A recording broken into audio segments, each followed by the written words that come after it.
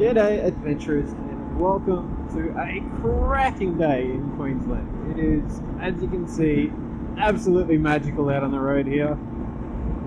I've got Mark here with me today.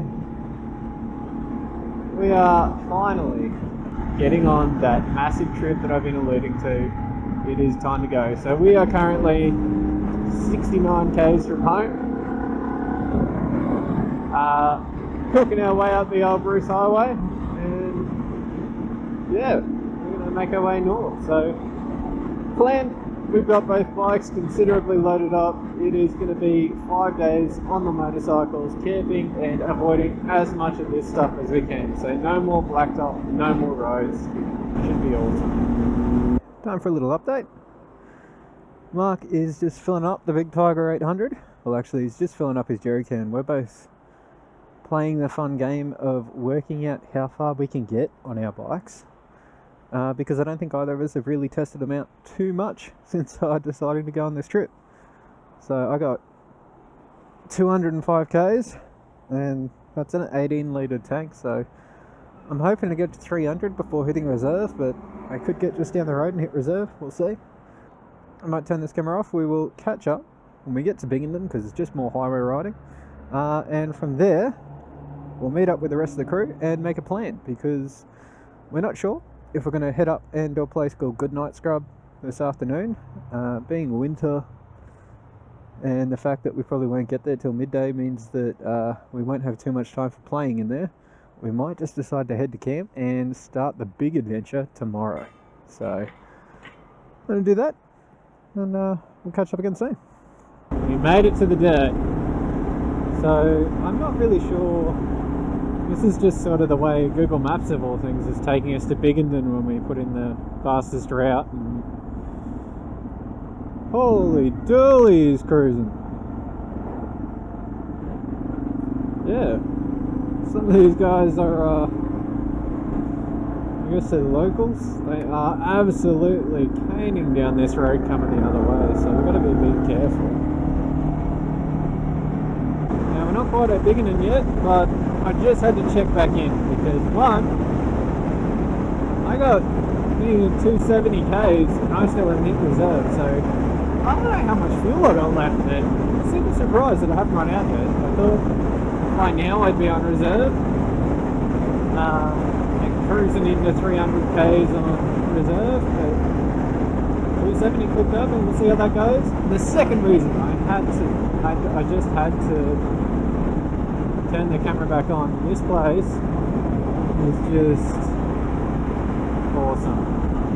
Now, we're on bitumen, which is, not quite full on adventure riding for most, but it's just beautiful. There's no fences. We're in the middle of nowhere. Actually, there's a fence over there, but that's fine. But yeah, it's just open, it's beautiful. This is why I go adventure riding. This is what I come out to do. It's great fun when you're out on a track in the middle of nowhere, but it's just as much fun burling down the road. It's just open and beautiful. Time for a little update. We got a lovely feed from the Binghamton Cafe and takeaway. Great place and surprisingly cheap to eat. You gotta love coming out to country towns and getting a feed. We've found the other bloke, so Justin's got a GS, a 1990 model, so that thing's cool. R100R or something like that. People who know GSs probably know what it is. And then Paul's KLR. Still in the middle of the road. I'm probably going to get run over. But we are going to go find some fuel. For those who were interested, I got 320k on reserve before I chickened out and put some fuel in it from the jerry can. So I reckon I probably got about a 350k range with the tank on it, which means I'll probably run the jerry can empty for the rest of the trip just to save some weight. We got 200 k's between days on average, so should have enough to get me there. We're going to head up, get the servo, do some fuel calculations, work out how far I did get on my tank, and yeah, then we're going to go, I think we're just going to go straight to camp, so to a place called Mingo Crossing, which should be good fun. And I might take you guys there and we'll set up camp and do some moto camping. So not too much dirt and adventure today, but overall pretty fun. Alright, let's get to it. Get on this bike and get moving. And that looks to be camp. So that is awesome. You guys behind me. You should probably get on the right side of the road. So, I am super happy that we found this place. And let's hope they let us in because we didn't book it. So we'll see how that goes. Oh my god, my bike is loud. I haven't had my headphones in.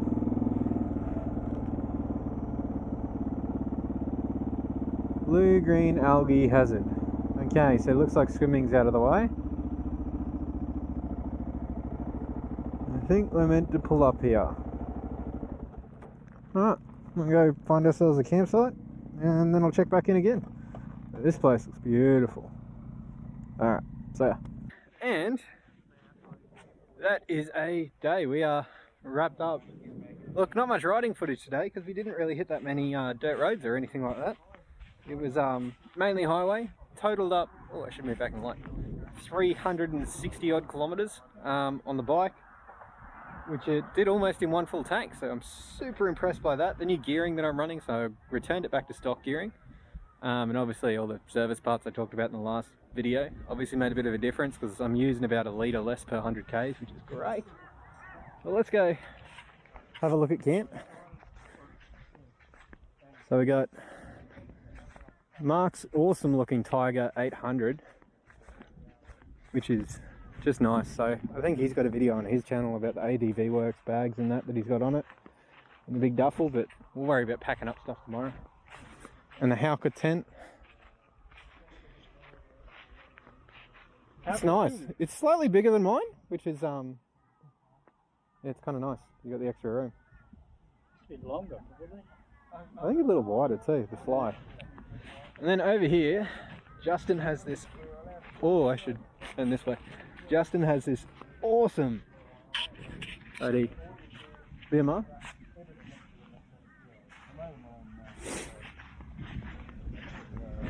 There's bindies everywhere here. And an Outer Limits tent with a big fly-in vestibule. And inside is a Helinox stretcher. Bit different from the airbeds, which look, that thing looks mint. If they weren't so expensive, I'd have one. My setup, same as last time. The $20 Facebook Marketplace tent and little Amazon air mattress, which should hopefully do me. I'll talk about how that setup is at the end of this trip because it's gonna be interesting spending that many days on it. And over there, Paul, it's a 4-man pop-up. We've all got the Helinox style tents too. Oh yeah, and Paul's KLR 650.